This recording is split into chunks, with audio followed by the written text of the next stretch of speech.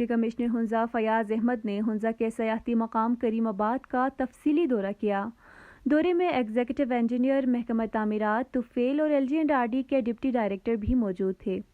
اس موقع پر town management کریم آباد کے جنرل سیکریٹری اکرام نجمی نے کریم آباد کے مسائل اور ترقیاتی منصوبوں کے حوالے سے بریفنگ دی۔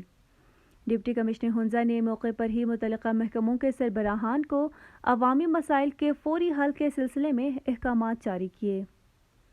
ڈپٹی کمشنر ہنزا نے عمائدین کریم آباد سے ملاقات میں کریم آباد 0.4 چوک تک روڈ کی توسیع و مرمت کا کام جلد شروع کرنے کی یقین دہانی کرائی۔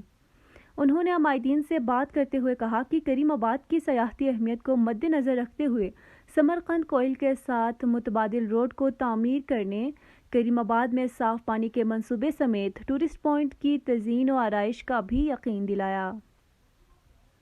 اوپن تھیٹر اور میوزیم کے لیے آئندہ بجٹ میں خصوصی فنڈ رکھنے کا بھی وعدہ کیا اور آئندہ سیزن میں فوڈ اسٹریٹ سمیت ثقافتی سرگرمیوں کو فروغ دینے کا یقین دلایا تاکہ سیاحت کا یہ مرکز مزید دلچسپ نظر آئے۔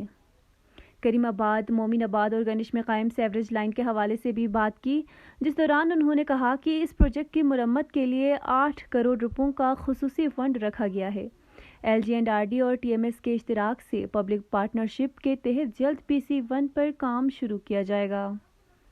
اس موقع پر TMS اور کریم آباد کے عوام کی جانب سے شکریہ ادا کرتے ہوئے سماجی اور سیاسی شخصیت اکرام اللہ جمال نے کہا کہ ڈپٹی کمشنر ہنزا کے عوام دوست رویہ اور کارکردگی مثالی ہے۔ علاقے کی ترقی کے لیے حکومتی ادارے اور عوام کو مل کر کام کرنا ہوگا تاکہ یہ علاقہ ترقی کر سکے۔ ہنزا سے محمد کامران علی کی رپورٹ۔